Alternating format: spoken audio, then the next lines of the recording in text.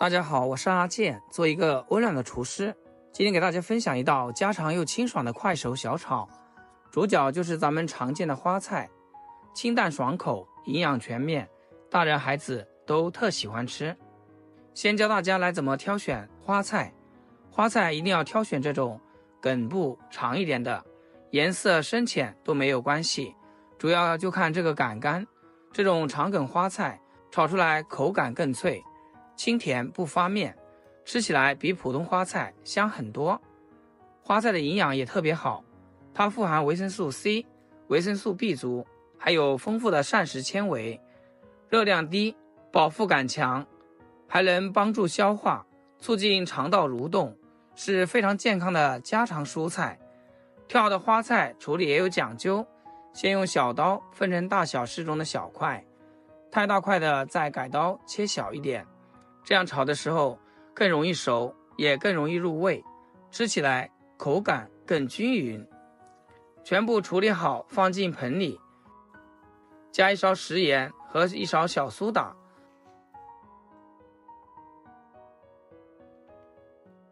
用清水浸泡5分钟左右，食盐和小苏打一起浸泡，能把花菜缝隙里的杂质、灰尘、虫卵全部清理出来，还能有效去除部分残留，吃起来更干净更放心。泡好之后一定要多清洗2遍，彻底洗干净，注意不能泡太久，泡太久花菜会大量吸水变软，炒出来就不脆了，口感发面发水，一点也不好吃。洗干净后捞出来，彻底控干水分备用。接下来准备配菜，准备一根去皮的胡萝卜，先切成斜刀段，再改刀切成菱形片，这样切不仅装盘更好看，受热也更均匀，吃起来更脆更入味。切好后放小碗里备用。再准备3枚鸡蛋，打入碗中，用筷子充分的搅拌细腻，搅到蛋液顺滑没有颗粒，放一边备用。开始来焯水，准备一口锅，加多一点水，先把木耳倒进去焯烫2分钟，水煮开以后，把胡萝卜片倒进去烫30秒，最后把花菜也加进来，焯烫1分钟就可以。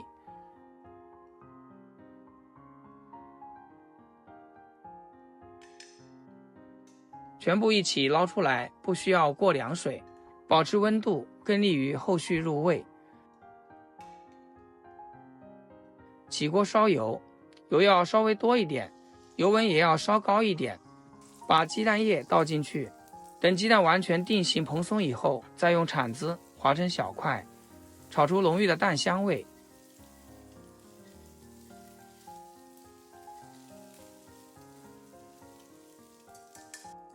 把切好的姜蒜倒进来，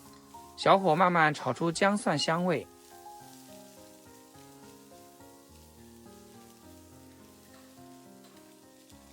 然后再把焯好水的花菜、胡萝卜、木耳全部下锅，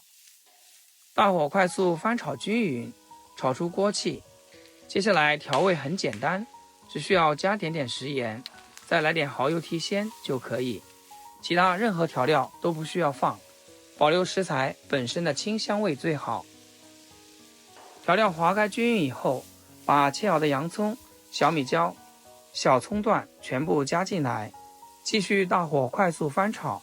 炒至断生就可以出锅啦。花菜脆嫩清甜，